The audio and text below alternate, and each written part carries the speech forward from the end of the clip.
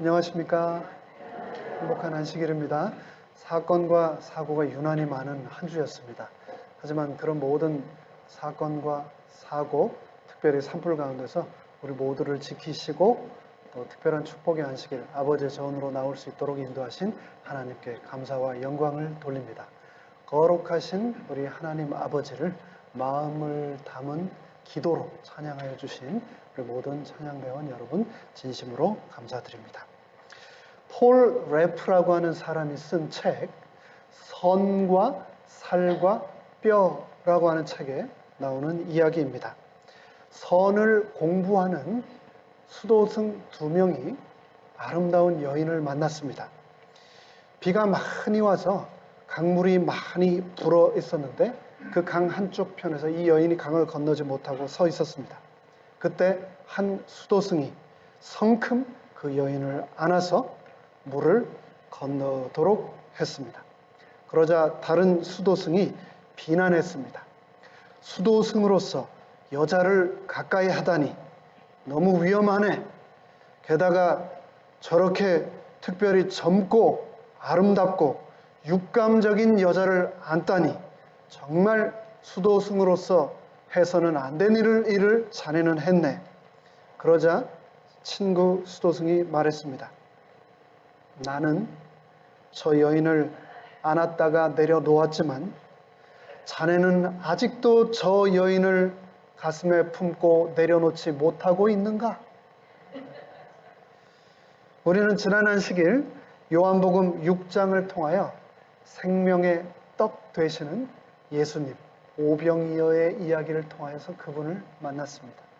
오늘 아침 11월 기도의 시간을 통해서 우리는 요한복음 7장에 등장하시는 생명의 생수 되시는 예수님을 만났습니다. 이제 이 시간은 요한복음 8장을 통하여 우리 모든 인간의 근원적인 문제, 바로 죄에 대하여 예수님이 그 죄를 어떻게 취급하셨는지에 대해서 함께 살펴보겠습니다. 본문의 말씀을 피기 전 다 함께 머리 숙여 잠시 기도하겠습니다. 살아계신 저희들의 하나님 아버지, 죄는 미워하시되 죄인은 끝까지 사랑하시고 죄인인 나를 위하여 죽기까지 하셨던 예수님을 이 시간 저희는 다시 만나기를 간절히 사모합니다. 우리 마음 가운데 임하여 주시고 우리와 함께 영원히 거하여 주시옵소서. 예수님의 이름으로 간절히 기도드리옵나이다. 오늘의 본문 요한복음 8장 1절로 11절의 말씀을 제가 소리내어 읽겠습니다. 성경책 가지고 계신 우리 성도님들은 눈으로 함께 읽어주시면 감사하겠습니다. 요한복음 8장 1절로 11절의 말씀을 읽겠습니다. 예수는 감람산으로 가시다. 아침에 다시 성전으로 들어오시니 백성이 다 나오는지라 앉으사 저희를 가르치시더니 서기관과 바리새인들이 간음 중에 잡힌 여자를 끌고 와 가운데 세우고 예수께 말하되 선생이여 이 여자가 간음하다가 현장에서 잡혔나이다. 모세는 율법에 이러한 여자를 돌로 치라 명하였거니와 선생은 어떻게 말하겠나이까? 저희가 이렇게 말함은 고소할 조건을 얻고자 하여 예수를 시험함이러라. 예수께서 몸을 굽히사 손가락으로 땅에 쓰시니 저희가 묻기를 마지 아니하는지라.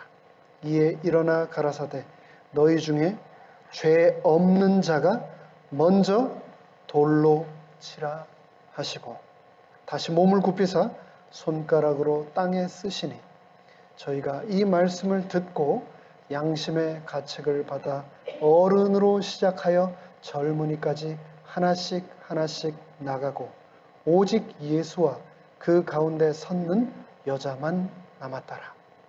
예수께서 일어나사 여자 외에 아무도 없는 것을 보시고 이르시되 여자여 너를 고소하던 그들이 어디 있느냐? 너를 정죄한 자가 없느냐? 대답하되 주여 없나이다. 예수께서 가라사대 나도 너를 정죄하지 아니하노니 가서 다시는 죄를 범치 말라 하시니라. 아멘. 오늘의 본문 요한복음 8장은 정말 이상한 장면입니다. 말도 안 되는 황당한 재판이 일어나고 있는 장면입니다.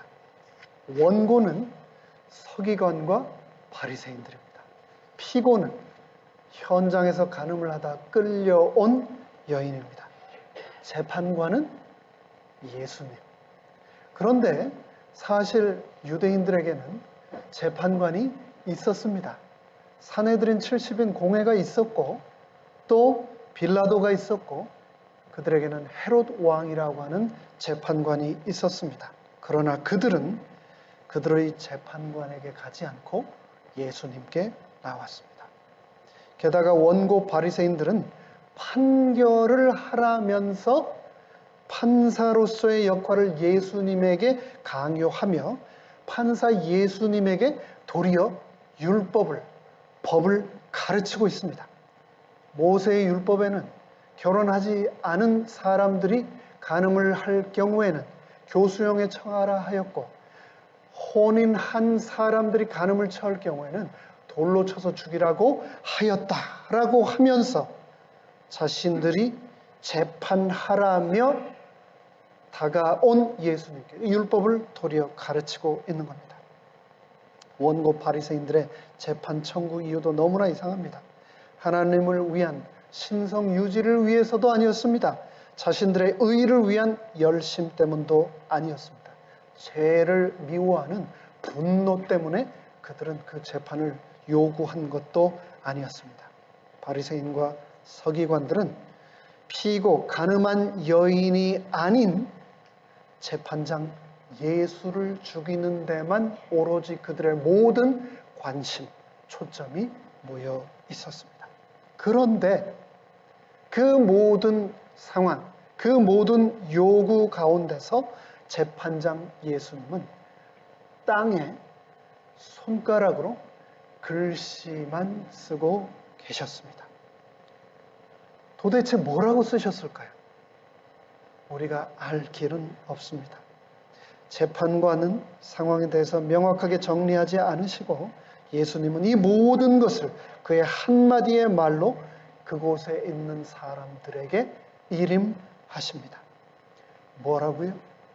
누구든지 죄 없는 자가 먼저 돌로 치라라고 말씀하셨던 겁니다.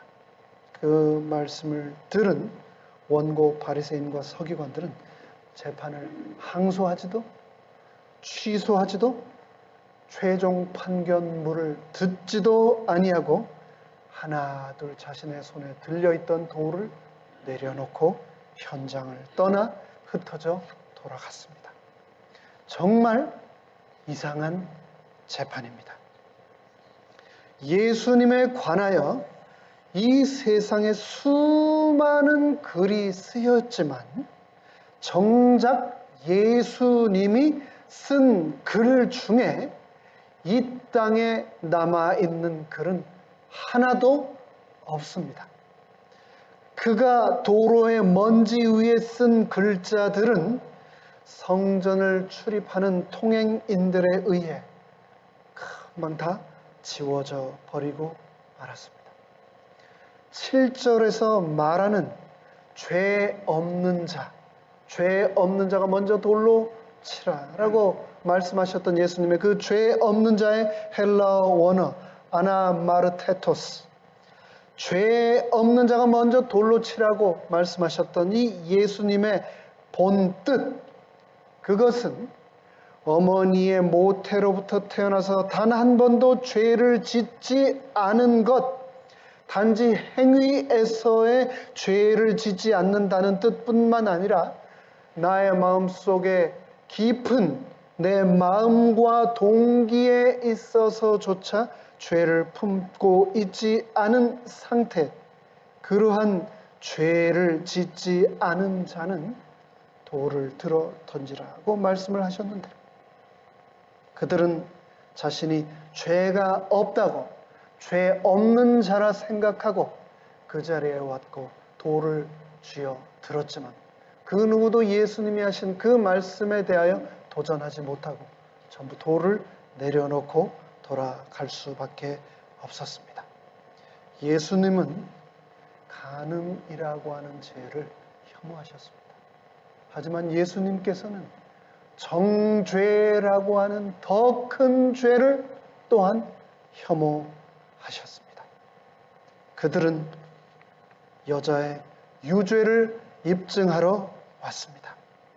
그러나 그들은 양심의 가책을 받고 떠났습니다. 시대의 소망 461페이지에서는 그들은 그들 생애의 비밀스러운 죄들, 특히 이 사건에 공모한 그들의 죄가 무리들에게 드러날까봐 두려워하면서 그 장소를 떠났다 라고 기록하고 있습니다. 서기관과 바리새인들이 이 가늠한 여인을 죽여달라고, 심판해달라고 끌고 왔는데 그것을 음모하고 그들 마음속에 있는 정말 흉악한 죄가 사람들 앞에 드러날까봐 두려워하면서 떠났다 라고 기록하고 있습니다.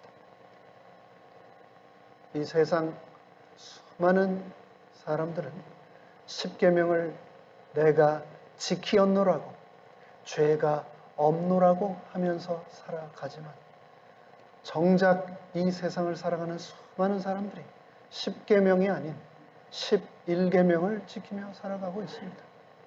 살인하지 말라, 간음하지 말라, 도둑질하지 말라, 내 이웃의 소유를 탐내지 말라라고 하는 10계명에다가 제 11번째 계명, 들키지 말라. 그 계명을 그 다른 10계명보다 더 열심히 지키면서 나는 죄 없는 자라고 생각하며 살아가고 있는데, 예수님께서는 그 죄를 우리가 깨닫도록 하신 겁니다. 그 여인은 방어하려는 아무런 시도도 하지 않았습니다. 용서해 달라고 탄원하지도 않았습니다. 그 여인은 어떤 변명도 하지 않았습니다. 예수님 또한 그 여인의 죄를 조목조목 지적하지 않으시고 한마디 말씀만 하셨습니다. 뭐라고요? 다시는 죄를 범치 말라. 두려움에 떨고 있는 이 여자, 그 여자에게 예수님의 말씀은 성난 군중들의 언사와는 너무나 대조되는, 그 여인에게 필요하며 그 여인을 살리는 그러한 말씀이었습니다. 예수님은 그녀에게 가장 필요한 일, 그녀가 꼭 해야만 하는 일을 말씀해 주셨습니다. 그것은 즉시 죄를 버리는 것이었습니다. 그리고 그 여인은 예수님의 그 말씀을 듣고 그 즉시 그 길에서 돌아섰습니다. 요한복음 8장에는 죄에 대해서 말씀하면서 이 세상에, 특별히 이 본문에 등장하는 세 부류의 죄인을 우리가 자세히 살펴보도록 명령하고 있습니다. 요한복음 8장에 등장하는 세 부류의 죄인, 첫 번째 죄인은 바로 우리가 다 아는 죄인, 잡혀온 죄인이었습니다. 그리고 두 번째 부류의 죄인은 잡아온 죄인, 바리새인과 서기관들. 그리고 세 번째 죄인은 돌을 던지기 위해 서 있던 죄인, 군중이라고 하는 죄인들이 있었습니다. 이 세상에는 조금 전에 말씀드린 것처럼 딱 두 가지의 죄밖에 존재하지 않습니다. 첫 번째 죄는 들킨 죄, 두 번째 죄는 들키지 않은 죄. 들킨 죄를 지은 사람들은 교도소에 가서 앉아있고, 들키지 않은 죄를 가진 사람들은 직장 다니고, 학교 다니고, 회사 다니고, 교회 다니고. 여기에서는 간음죄에 대해서 말하고 있지만 죄는 간음만을 죄라고 하지 않습니다. 간음뿐 아니라 도둑질, 거짓말, 살인, 형제들을 미워하고 험담하는 이 모든 것들이 죄라고 분명하게 말하고 있습니다. 이 여인은 죄를 지었습니다. 그리고 자신의 죄로부터 구원을 받을 수 있는, 도움을 받을 수 있는 그런 백이 없어서 사람들 앞에 끌려 나오게 된 것입니다. 모든 인간의 내면 세계에는 끊임없이 피어오르는 안개처럼 죄의 유혹은 계속됩니다. 두 번째 죄인, 잡아온 죄인은 어떻습니까? 바리새인과 서기관들. 그들은 예수님을 책잡고 함정에 빠뜨리기 위하여 이 여인을 이용했습니다. 목적과 수단을 가리지 않고 그들의 마음속에 완악한 죄를 충족시키기 위해서 소위 말하는 법대로 하자고 말하면서 그 법을 이용해서 사람을 죽이고 세금을 횡령하고 사회를 어지럽히는 사람들이 우리 주위에 얼마나 많습니까? 그런 사람들의 특징은 자신들은 의로워서 심판자의 자리에 앉아서 뭐라고 얘기를 하냐면 나는 깨끗하다. 나는 죄 없다. 라고 생각하고 말한다는 겁니다. 나는 돌에 맞아 죽을 만한 죄를 지은 적이 없다라고 하는 착각 가운데 살아간다는 겁니다. 나는 그래서 저 여자를 돌로 쳐 죽일 수 있다라고 주장하는데 그들도 죄인이라고 성경은 분명히 말하고 있습니다. 다음 세 번째 등장하는 죄인, 돌을 던지기 위해 서 있던 죄인, 그 군중들. 그들은 어땠습니까? 그들은 간음하다가 현장에서 끌려왔다고 하는 그 여인에게 던질 돌을 손에 움켜쥐고 그 여인을 향하여 손가락질하며 온갖 비난과 욕을 퍼부으면서 동시에 나는 정의의 사도라고 스스로 믿었습니다. 상대적 의인이라고 하는 우월감이라고 하는 죄를 그들은 동시에 짓고 있었습니다. 자신은 신성한 율법의 수호자, 진정한 휴머니스트라고 믿었던 겁니다. 타락한 모든 이 세상의 죄인들의 성품 안에 자리 잡고 있는 두 가지 본능은 바로 공격 본능과 방어 본능입니다.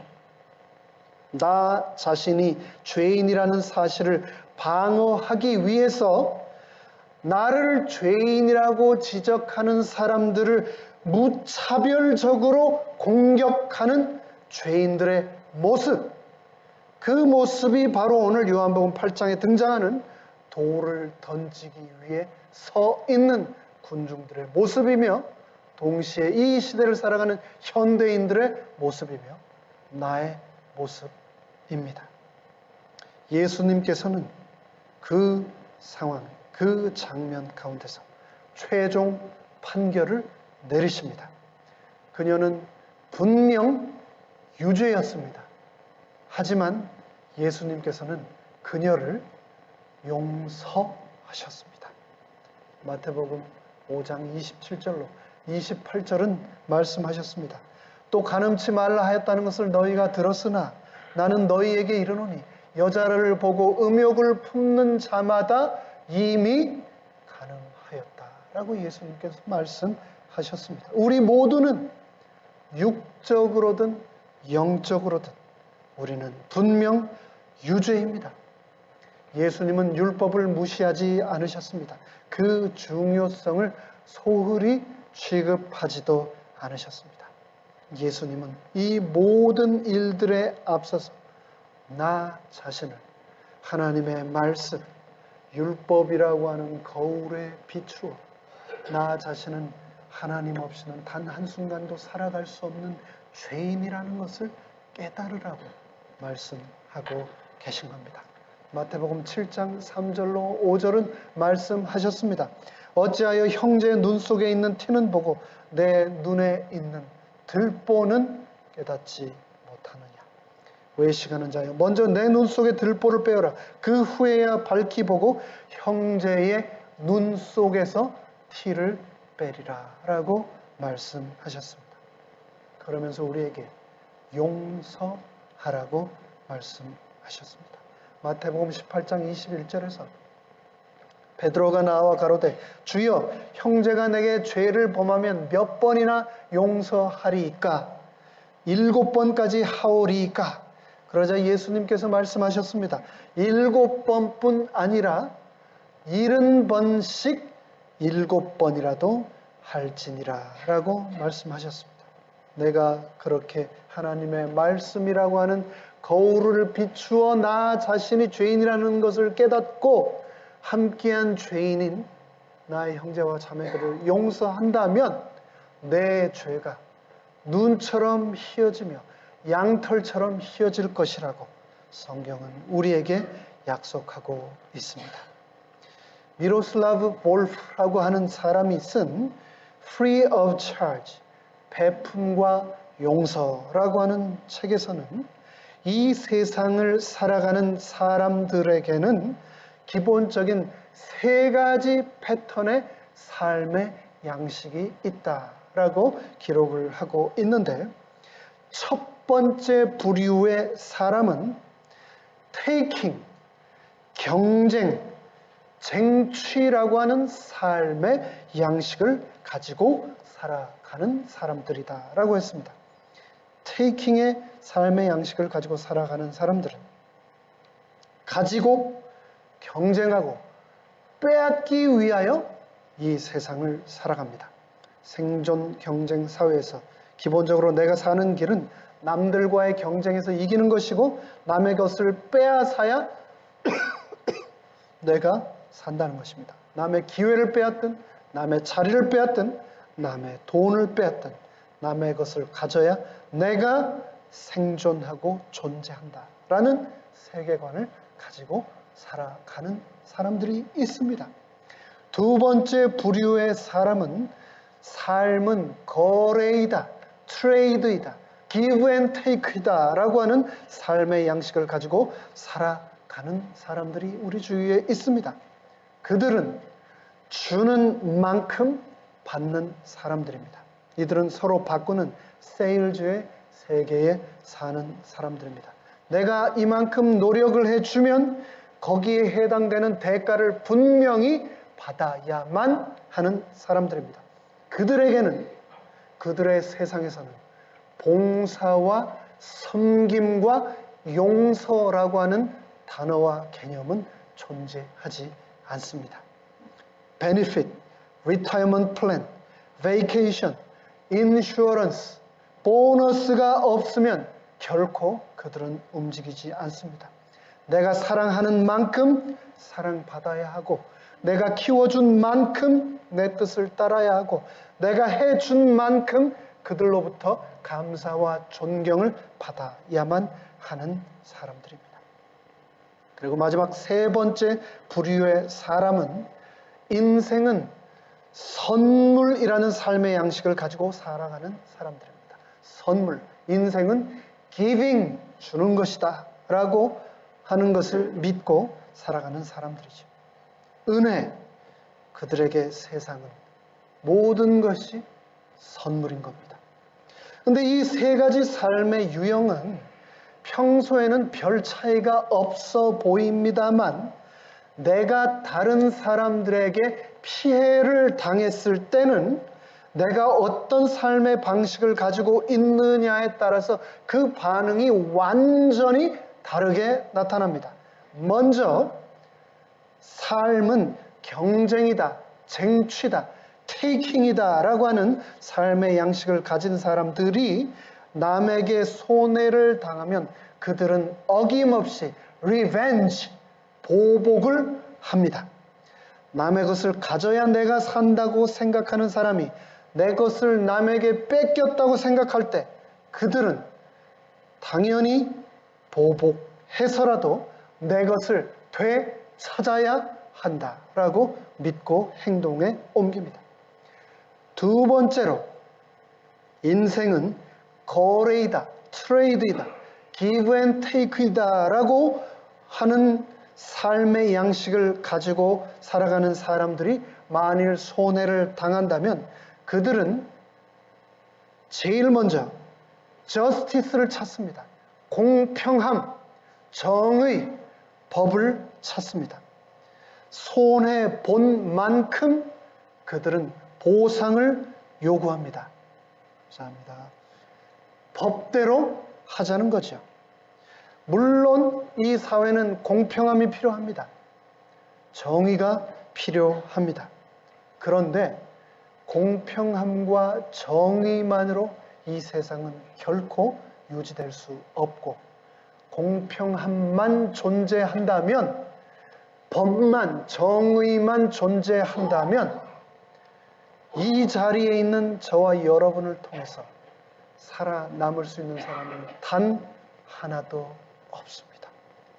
미성숙한 자녀들이 정의로운 부모의 손에 살아남을 수 있겠습니까?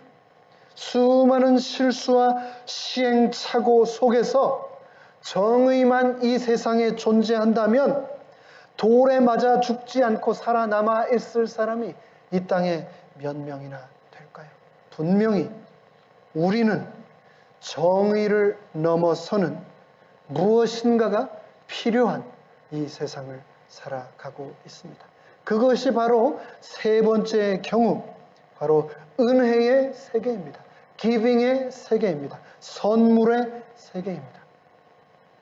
이 기빙의 세계를 살아가는 사람들은 누군가 나에게 해를 끼치면 기빙이 무엇인지 아는 사람들은 forgiving, 용서합니다. 누가 내게 손해를 입히면 때로 그 손해를 내가 안고 메고 가는 겁니다. 그것이 바로 은혜의 세계이고 그것이 복음 아닙니까? 그러면서 오늘 이 말씀을 읽는 우리에게 예수님이 요구하시는 것이 한 가지가 있습니다. 우리는 살아가면서 너무나 주위에 슬프게도 그런 사람을 어김없이 만납니다.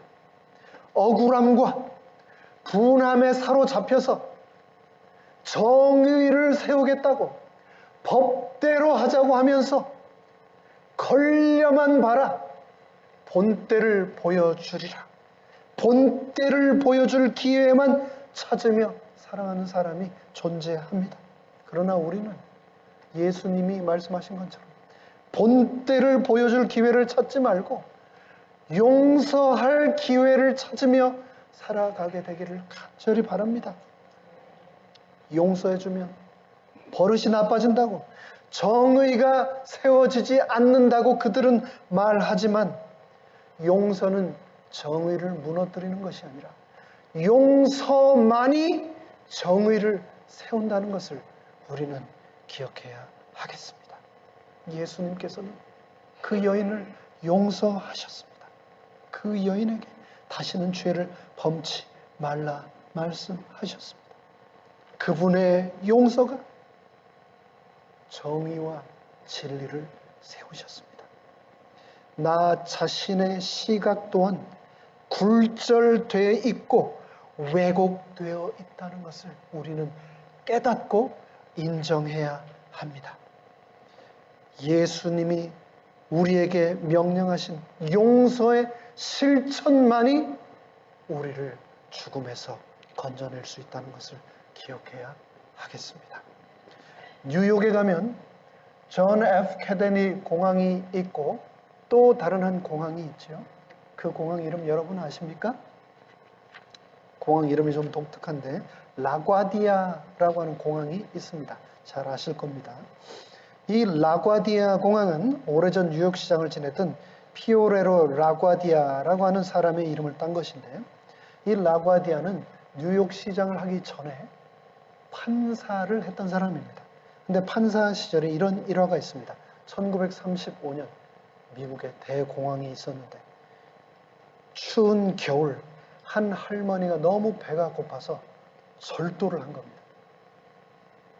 젊은 10대 아이들이 절도를 한 것도 아니고 할머니가 절도를 했다.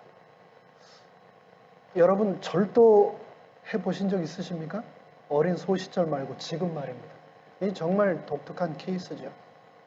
근데 이야기를 살펴보니 너무나 추운 겨울, 딸은 아파서 누워있고 사위는 도망쳐버리고 어린 두 손주가 있는데 밥을 먹지 못해서 며칠을 굶고 있었는데 그 광경을 더 이상 두고 볼 수가 없어서 할머니가 빵을 훔치게 된 겁니다. 그 죄목을 가지고 법정에 서 있는데 이 라구아디아 판사가 모든 상황을 다 듣고 판결을 내렸습니다. 그 판결은 바로 10불, 그때 당시에 큰 돈이죠. 10불을 벌금을 내든가 열흘간 감옥에 들어가서 살든가 둘 중에 하나를 선택해라. 그런데 그게 끝이 아니고 거기다가 선고문을 이렇게 이었습니다. 그런데 이 노인의 범죄에는 나 또한 책임이 있다. 이렇게 불쌍한 노인이 먹지 못하고 거리를 방황하는 동안 나는 너무나 따뜻하고 너무나 잘 먹었다. 그래서 이 10불의 벌금을 판사인 내가 내도록 판결하는 바이다. 그러면서 자신이 쓰고 있던 중절모를 벗어서 그 모자에다가 10불을 넣은 후 계속해서 이렇게 말했습니다. 그러면서 동시에 여기 있는 여러분들, 우리 이 도시의 사람들, 여러분들도 무죄하지 않다고 나는 판단합니다. 여러분 모두에게 50센트 이상의 기부금의 벌금을 선고하는 바입니다. 나의 벌금 대리 지불로 이 할머니는 형벌을 면제받지만 여러분의 벌금은 이분의 새로운 삶에 큰 용기를 줄 것입니다. 법정에 있는 모든 사람들이 그 판결문을 듣고 감동을 받고 그 자리에서 전부 일어났습니다. 그리고 하나같이 모자에 자기 주머니에 있던 돈을 다 털어넣었습니다. 그 당시 액수로 적지 않은 47불 50전이라고 하는 돈이 거쳤고 그 돈을 받아든 이 할머니는 눈물을 글썽이며 법정을 떠났다고 합니다.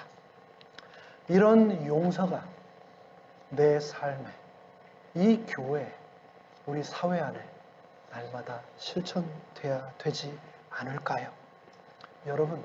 여러분은 여러분이 죄인이다 라고 하는 말을 들으시면 어떠십니까? 너는 죄인이다 라고 하는 말을 듣는 순간 저나 여러분이나 그 누구도 단 한 명의 예외도 없이 강한 거부감이 생깁니다. 그러면 너는 죄인 아니냐? 라고 하면서 그 죄에 대하여 바로 당장 화살을 남에게 돌립니다. 그러나 예수님의 눈에는 저나 여러분이나 그 옛날 예수님 당시의 사람들이나 지금 이 시대를 살아가는 현대인은 단 한 명의 예외도 없이 우리 모두는 죄인입니다. 사람은 다 똑같습니다. 일전에 멕시코 마약 갱단 두목이 체포된 적이 있습니다. 뉴스를 통해서 여러분 보셨죠? 마약 거래, 인신매매, 매춘, 청부살인, 사람이 할 수 있는 모든 극악무도한 죄를 다 지었더라고요. 그런데 이 두목이 잡혀 들어가면서 뭐라고 했냐면 배신한, 자기를 밀고 한 조직원 부하에게 뭐라고 얘기를 하면서 잡혀 들어갔냐면 이 나쁜 놈의 자식, 그러면서 잡혀 들어갔습니다. 여러분 생각하시기에는 이 두목이 나쁜 것 같습니까? 배신한 이 부하가 나쁜 것 같습니까? 누가 더 큰 죄인인 것 같습니까? 죄가 드러나는 것은 고통스럽습니다.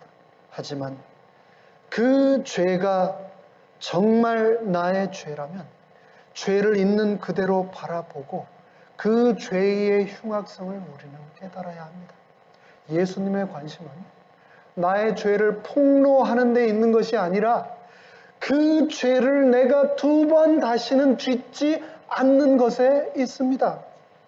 예수님이 왜 그 여인을 용서해 주셨는가?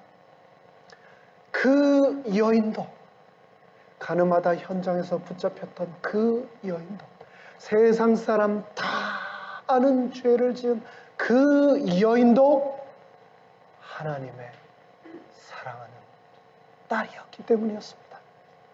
하나님의 잃어버린 자식이었기 때문이었습니다. 마귀에게, 죄에게 빼앗겨 버린 딸이었기 때문에 예수님은 결코 그 잃어버린 자식을 다시 잃지 않기를 원하셨던 겁니다. 하나님은 결코 잃어버린 자식을 다시 버리지 않는다라고 우리에게 약속하셨습니다. 오늘 요한복음 8장의 말씀을 통해서 여러분은 무엇을 배우셨습니까? 요한복음 8장을 통해서 우리는 다 똑같은 죄인이다. 정죄할 수 없다. 그러므로 너그럽게 서로 포용하며 살자라고 하는 도덕적 교훈만 배우셨습니까? 아니면 기독교는 사랑의 종교이다. 우리 모두는 용서받아야 한다. 모든 우리의 가르침을 용서에만 초점을 맞추셨습니까? 요한복음 8장은 비유가 아니라 실제로 2000년 전에 일어났던 일입니다. 가늠한 현장에서 잡혀온 여인, 날아오는 돌만 기다리고 있는 가련한 존재. 요한복음 8장의 핵심은 왜 내가 예수님을 만나야만 하는가입니다. 요한복음 8장에 흙바닥에 나 뒹굴어져서 성난 군중들에 둘러싸여서 죽음만을 기다리고 있는 그 불쌍한 존재가 바로 나라는 것을 깨달아야 하는 겁니다. 내 죄에서 구원받을 수 있는 유일한 방법, 그것은 바로 예수님입니다. 예수님께서는 율법을 돌판 위에 쓰셨지만 나의 모든 흉허물과 죄악은 모래 위에 쓰셨습니다. 여러분, 바다에 밀물이, 바닷물이 하루에 몇 번씩 밀려 들어오는지 아십니까? 하루에 2번씩 썰물이 빠져나가고 하루에 2번씩 밀물이 밀려와 바닷가 모래 위에 써놓은 모든 것들을 다 지웁니다.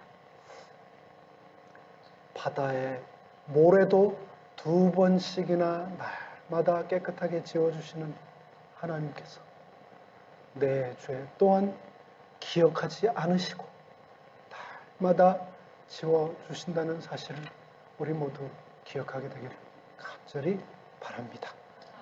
이제 말씀을 마치겠습니다. 오늘 드리는 말씀의 제목은 다시 찾은 딸입니다. 킬링 스톤, 죽이기 위해서 돌을 든 사람들 앞에 서 계신 리빙 스톤, 산 돌이신 예수님이 나와 함께 계시다. 그 예수님께서는 결코 나를 2번 다시 잃어버리지 않으실 것이다 라고 하는 그 약속을 우리 모두 기억하게 되시기를 간절히 바라며 말씀을 마치겠습니다.